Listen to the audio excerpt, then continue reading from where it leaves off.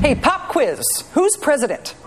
I know we all know, but there is actually a thought process that has to kick in before we can answer that question now. Since Obama and McCain are just looming so large in our consideration of the presidency now, and frankly, because the only response George Bush can force out of the electorate in these last 100 days of his presidency is that just about every time he speaks publicly to try to calm our fears about the financial meltdown, the stock market tanks. But hey, W is the president, and the most important initial thing defining the 44th presidency of the United States will be the imperative of cleaning up the wreckage of the 43rd. It's kind of a good mnemonic, actually, wreckage. The W is silent. Academy Award-winning director Oliver Stone's new movie is called W. It hits theaters this Friday, just before we collectively decide who should be in charge next. The film puts a cultural capstone on Mr. Bush's legacy. Here's a scene where top administration officials discuss the hunt for weapons of mass destruction in Iraq. My office sent to you spy satellite photos that showed that WMDs could be hidden in caves that you never responded to. We analyzed those photos, Mr. Vice President, and they are actually trenches, watering holes for cattle, not caves. That's not what my people told me. Vice, you grew up in Wyoming. You should damn well know cattle. I mean, there you go. You fool me once, shame on you. Now fool me twice, and you can't get fooled again. That was, of course, Josh Brolin as President George W. Bush and Richard Dreyfuss as a terrifyingly accurate Dick Cheney. Joining us now is Academy Award-winning filmmaker Oliver Stone. Mr. Stone, congratulations on the successful reception of W thus far. It's nice to see you. Thank you, Rachel. Nice to be here. It is clear that this film is not a simple criticism of George W. Bush. Watching it, I felt like it was a narrative, complicated character study. Do you think that we need to understand George W. Bush, the man, in a deep, complicated way in order to understand how he has functioned as president?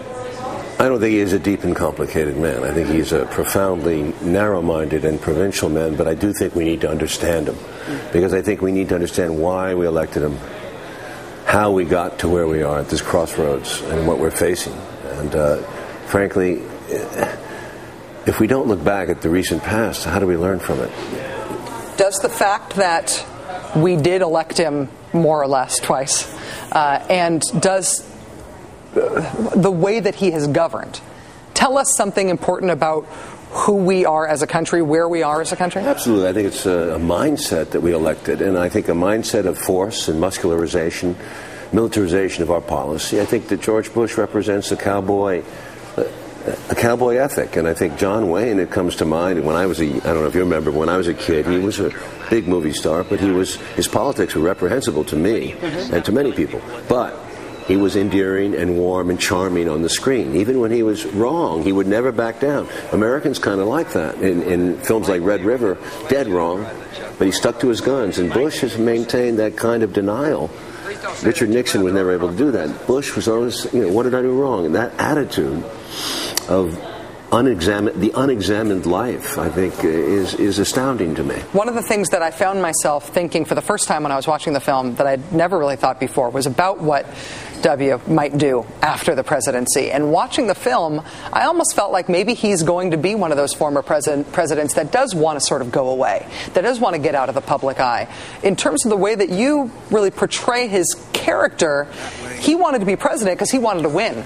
And because he wanted to avenge his dad, and because of all these other personal factors that you don't necessarily get the same satisfaction from as an ex-president.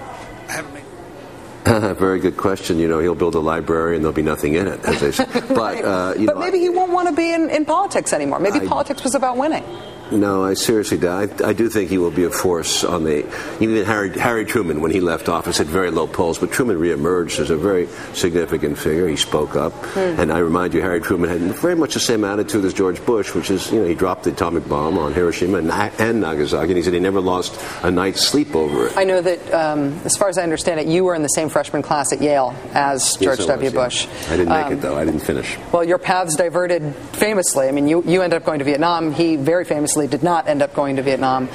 In some ways, when you look at the films, the historical films that you have made, Do you feel like you're sort of an archaeologist of your own era, of your own lifetime, that you are telling your own life story through the cultural and political touchstones of your time? You know, what else can I do? That's my minor contribution, is to go through my life and respond the way I do, viscerally and emotionally and somewhat intellectually, to the issues of my time, Vietnam and the Kennedy assassination. It's what else do I know? You know, Yeah. I do know Vietnam, and I have a sense of these presidencies. This has been extremely difficult 8 years for me and many Vietnam veterans, because I did 3 movies about Vietnam, and none of them worked in the sense of stopping us from repeating very much a similar pattern in Iraq. Well, I will say that I was born in 1973. Platoon came out in 1986, so I was 13 when it came out, and it was formative for me in terms of understanding what shaped the world that I'd been born into. So it's not just your life, it's all the American lives. I really believe in America. I love the sense of initiative and freedom, and at the same time, I just wish sometimes we're a little bit more conscious about what we're doing, and I think we made a vast mistake in the last 8 years. I really do.